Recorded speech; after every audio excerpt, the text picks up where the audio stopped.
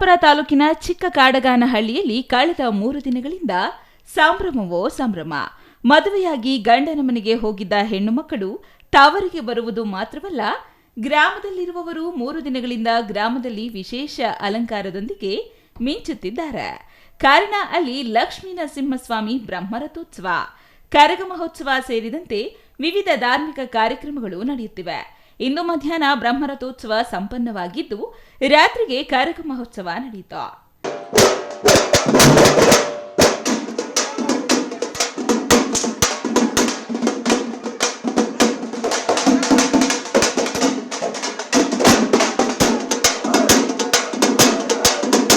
ಏಡುಕೊಂಡಲ builders ಮಾಲೀಕ ಶ್ರೀನಿವಾಸ್ ನೇತೃತ್ವದಲ್ಲಿ ನಡೆದ ಕಾರ್ಯಕ್ರಮಗಳಲ್ಲಿ ಸೋಮವಾರ ಶ್ರೀ ಲಕ್ಷ್ಮೀ ನರಸಿಂಹಸ್ವಾಮಿ ಕಲ್ಯಾಣೋತ್ಸವ ಸೇರಿದಂತೆ ಇತರೆ ಧಾರ್ಮಿಕ ಕಾರ್ಯಕ್ರಮಗಳು ನೆರವೇರಿದವು. ಸುಪ್ರಭಾತ ಸೇವೆ, ನವಕಳಶಾಭಿಷೇಕ, ಯಾಗಶಾಲಾ ಪೂಜೆ, ಉತ್ಸವ ನೈವೇದ್ಯ, ಮಂಗಳಾರತಿ, ಶಾಸ್ತುಮುರೈ ತೀರ್ಥಪ್ರಸಾದ ವಿನಿಯೋಗ ನಡೆಯಿತು. ಗ್ರಾಮದೇವತೆ ಶ್ರೀ ಕಾಳಮ್ಮದೇವಿಯ ಹಸಿ ಕರಗ ಮಹೋತ್ಸವ ಸಂಪನ್ನವಾಗಿದ್ದು, ಶುಭ ಅಭಿಜಿತ್ ಲಗ್ನದಲ್ಲಿ ಬ್ರಹ್ಮರಥೋತ್ಸವ ಸಂಪನ್ನವಾಯಿತು. ಇಂದು ರಾತ್ರಿಗೆ ಜೆಎಸ್ ಮ್ಯೂಸಿಕಲ್ಸ್ ಇವೆಂಟ್ ಅವರಿಂದ ವಾದ್ಯಗೋಷ್ಠಿ ಆಯೋಜಿಸಲಾಗಿದ್ದು, ಶ್ರೀ ಕಾಳಮ್ಮದೇವಿಯ ಹೂವಿನ ಕರಗ ಮಹೋತ್ಸವ ವಿಜೃಂಭಣೆಯಿಂದ ನಡೆಯಲಿದೆ. ನಮಸ್ತೆ, ನಮ್ಮ ಹೆಸರು ಶ್ವೇತಾ ಅಂತ. ನಮ್ಮ ಊರು ಬಂದು ಚಿಕ್ಕಾಡಗೇನಹಳ್ಳಿ, ಚಿಕ್ಕಬಳ್ಳಾಪುರ ಜಿಲ್ಲೆ ಡಿಸ್ಟಿಕ್ಕು. ಬಟ್ ಇಲ್ಲಿಯೇ 49ನೇ ವರ್ಷದ್ದು ನಮ್ಮೂರಲ್ಲಿ ಲಕ್ಷ್ಮೀ ನರಸಿಂಹಸ್ವಾಮಿದು ಕಲ್ಯಾಣೋತ್ಸವ ಬ್ರಹ್ಮರಥೋತ್ಸವ ನಡೆಯುತ್ತೆ. ಹಾಗಾಗಿ ಇವತ್ತು 3ನೇ ದಿವಸ. ಆಲ್ರೆಡಿ ನಿನ್ನೆ ಕಲ್ಯಾಣೋತ್ಸವ ಇತ್ತು. 49 ವರ್ಷದಿಂದ ನಮ್ಮ ತಂದೆಯವರು ಚಿಕ್ಕ ವಯಸ್ಸಲ್ಲಿದ್ದಾಗಿಂದನೂ ಸ್ಟಾರ್ಟ್ ಮಾಡಿದ್ದಾರೆ. ಇಲ್ಲಿ ತುಂಬಾ ಒಳ್ಳೇದು ನಡೆಯುತ್ತೆ. ಇಲ್ಲೆಲ್ಲನೂ ಯಾವುದೇ ಥರ ಅಕಸ್ಮಾತು ಕಲ್ಯಾಣ ಆಗಿಲ್ಲ ಅಂದ್ರೂ ಅವ್ರು ಬಂದು ಕಂಕಣ ಕಟ್ಟಿಸ್ಕೊಂಡ್ರೆ ನೆಕ್ಸ್ಟ್ ಇಯರ್ ಅಷ್ಟರಲ್ಲಿ ಅವರಿಗೆಲ್ಲ ಮದುವೆ ಆಗುತ್ತೆ. ಎಲ್ಲ ಏನು ಅಂದ್ಕೊಂಡ್ರೂ ಅದು ನಡೆಯುತ್ತೆ ಇಲ್ಲಿ. ಅದೊಂದು ನಾವು ನಮ್ಮದು ಆಲೇ 35 ವರ್ಷ ಆಯಿತು. ನಾವು ಚಿಕ್ಕ ಮಕ್ಕಳಿಂದನೂ ನೋಡ್ತಿದ್ದೀವಿ, ಆಗ್ಲಿಂದನೂ ಬೆಳೆಸ್ಕೊಂಬಂದಿದ್ರೆ ವರ್ಷದಿಂದ ವರ್ಷ ತುಂಬ ಚೆನ್ನಾಗೇ ನಡ್ಸ್ಕೊಂಡು ಹೋಗ್ತಿದ್ದಾರೆ ಊರಿನ ಮುಖಂಡರೆಲ್ಲನೂ. ಇಲ್ಲಿ ಫಸ್ಟ್ನೇ ದಿನ ಬಂದು ಚಪ್ರ ಇರುತ್ತೆ ದೇವ್ರದ್ದು, ನೆಕ್ಸ್ಟ್ ದಿನ ಬಂದು ಕಲ್ಯಾಣೋತ್ಸವ ಇರುತ್ತೆ. ಇವತ್ತು 3ನೇ ದಿನ. ಇವತ್ತು ಬ್ರಹ್ಮರಥೋತ್ಸವ ಮತ್ತು ದೀಪಾಲಂಕಾರ ಎಲ್ಲ ಇರುತ್ತೆ. ರಾತ್ರಿಗೆ ಪಲ್ಲಕ್ಕಿ, ಕರಗ ಎಲ್ಲ ಮಾಡ್ತಾರೆ. ನಿನ್ನೆ ಹಸಿ ಕರಗನೂ ಇತ್ತು ನೈಟು. ಇವತ್ತು ನೈಟೂ ಕರಗ ಇದೆ. ತುಂಬ ಜನ ಸೇರ್ತಾರೆ, ಸುತ್ತಮುತ್ತ ಜನ ಎಲ್ಲ ಬರ್ತಾರೆ. ಅನ್ನದಾನ ನಡೆಯುತ್ತೆ. ನಾವು ತುಂಬ ಚೆನ್ನಾಗಿ ರೆಡಿ ಆಗ್ತೀವಿ. ನಾವು ತವ್ರ ಮನೆ ಅಲ್ವಾ, ತುಂಬ ಚೆನ್ನಾಗಿ ರೆಡಿ ಆಗ್ತೀವಿ. ತುಂಬ ಖುಷಿ ಆಗುತ್ತೆ ನಮಗೆ. ತುಂಬ ದೀಪ ಎಲ್ಲ ಅಲಂಕಾರ ಮಾಡ್ಕೊಂಡು ತೊಗೊಂಬರ್ತೀವಿ. ಅಗ್ನಿಗುಂಡದಲ್ಲಿ ತೊಗೊಂಡು ಹೋಗ್ತೀವಿ. ಅದನ್ನು ತೊಗೊಂಡೋಗಿ ನಮಗೆ ದೇವ್ರಿಗೆ ಏನು ಸೇವೆ ಸಲ್ಲಿಸಬೇಕು ಅವತ್ತಿಂದನೂ ಸೇವೆ ಮಾಡ್ಕೊಂಡೇ ಬರ್ತಾಯಿದ್ದೀವಿ. ಒಂದು ವರ್ಷವೂ ತಪ್ಪಲ್ಲ ನಾವು. ಊರಲ್ಲಿ ಹಬ್ಬ ಅಂದರೆ ಎಂಥ ಖುಷಿ ಇರುತ್ತೆ ಹೆಣ್ಮಕ್ಳಿಗೆ. ತುಂಬ ಎಲ್ಲರೂ ಸೇರ್ತೀವಿ, ತುಂಬ ಚೆನ್ನಾಗಿರುತ್ತೆ. ಅದೊಂದು ನಮಗೆ ತುಂಬ ಸಂತೋಷ ಇದೆ ನಮ್ಮೂರಲ್ಲಿ ಈ ಥರ ಮಾಡ್ತಾರೆ ಅಂತ. ಹಾಗಾಗಿ ನಮಗೆ ತುಂಬ. ನನ್ನ ಹೆಸರು ಮೋನಿಕಾ, ನಂದು ಪಾಪನಹಳ್ಳಿ. ನಾನು ಇಲ್ಲಿ ನಮ್ಮ ಅಜ್ಜಿ ಮನೆ ಇದು ಚಿಕ್ಕಾಡಗೇನಹಳ್ಳಿ. ನಾನು ಪ್ರತಿ ವರ್ಷ ನಮ್ಮ ಅಜ್ಜಿ ಮನೆಗೆ ಬರ್ತೀನಿ. ಇದು ಕದ್ರುಣ್ಣಿಮೆಗೆ. ಇಲ್ಲಿ ಪ್ರತಿ ಹುಣ್ಣಿಮೆಗೆ ಬ್ರಹ್ಮರಥೋತ್ಸವ, ಕಲ್ಯಾಣೋತ್ಸವ ಎಲ್ಲ ನಡೆಯುತ್ತೆ.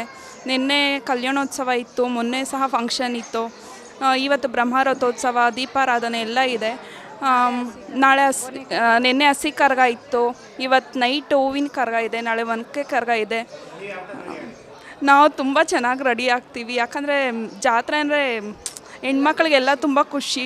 ಸೊ ನಾವು ಅಷ್ಟೇ ತುಂಬ ಚೆನ್ನಾಗಿ ರೆಡಿಯಾಗಿ ಈ ಒಂದು ದೇವರ ಕಾರ್ಯದಲ್ಲಿ ಭಾಗವಹಿಸ್ತೀವಿ.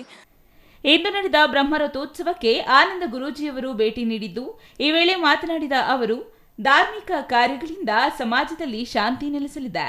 ದೇವರ ಭಾಗ್ಯದಿಂದ ಮಾನಸಿಕ ನೆಮ್ಮದಿ ದೊರೆಯಲಿದೆ.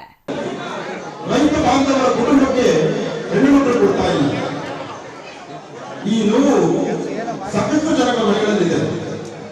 ಎಷ್ಟೋ ಜನ ತಂದೆ ತಾಯಿಗಳು ಕಣ್ಣೀರು ಹಾಕೊಂಡು ಹೇಳ್ತಿದ್ದಾರೆ, ನಮ್ಮನೆಗೆ ಸೊಸೆ ಬರೋದು ಬಹಳ ಕಷ್ಟ ಆಗ್ತಾ ಇದೆ, ನಮ್ಮನೆ ಗಂಡು ಮಕ್ಕಳಿಗೆ ಮದುವೆ ಆಗ್ತಾ ಇಲ್ಲ, ತುಂಬಾ ಜನ ನೋವಲ್ಲಿದ್ದಾರೆ ಅಂತ ನನ್ನ ಇಡೀ ರಾಜ್ಯದ ಪ್ರವಾಸದಲ್ಲಿ ಮಾತು ಹೇಳ್ತಾರೆ. ಅದಕ್ಕಾಗಿ ಇಲ್ಲಿರುವಂತಹ ಪವಾಡಗಳನ್ನು ಸೃಷ್ಟಿ ಮಾಡುವಂತಹ ಒಂದು ಅದ್ಭುತವಾದ ಶಕ್ತಿ ಇಲ್ಲಿರುವ ನರಸಿಂಹನಿಗಿದೆ. ಈ ನರಸಿಂಹ ಕ್ಷೇತ್ರಕ್ಕೆ ಬಂದು ಸ್ವಾಮಿಯ ಮುಂದೆ ನಿಂತಾಗಲೇ ನನಗೆ ಗೊತ್ತಾಗಿ ಈ ವಿಗ್ರಹದಲ್ಲಿ ಒಂದು ಅದ್ಭುತವಾದ ಶಕ್ತಿ ಇದೆ. ಆ ಉದ್ದೇಶಕ್ಕೆ ನಾನು ಪ್ರಾರ್ಥನೆ ಮಾಡಿದಂತಹ ಮನುಷ್ಯನ ಈ ನಮ್ಮ ಆನಂದ ಗುರೂಜಿ ಸ್ಮಾರಕರು ಅಂದ್ರೆ ಹಳೆಗೆ ವಿಭೋಗಿಸಿದ್ದೀವಿ. ನಾನಾಗಲಿ ನನ್ನ ಮಗನ ಗರ್ಭಗುಡಿಗೆ ಹೋಗಕ್ಕಾಗಲ್ಲ.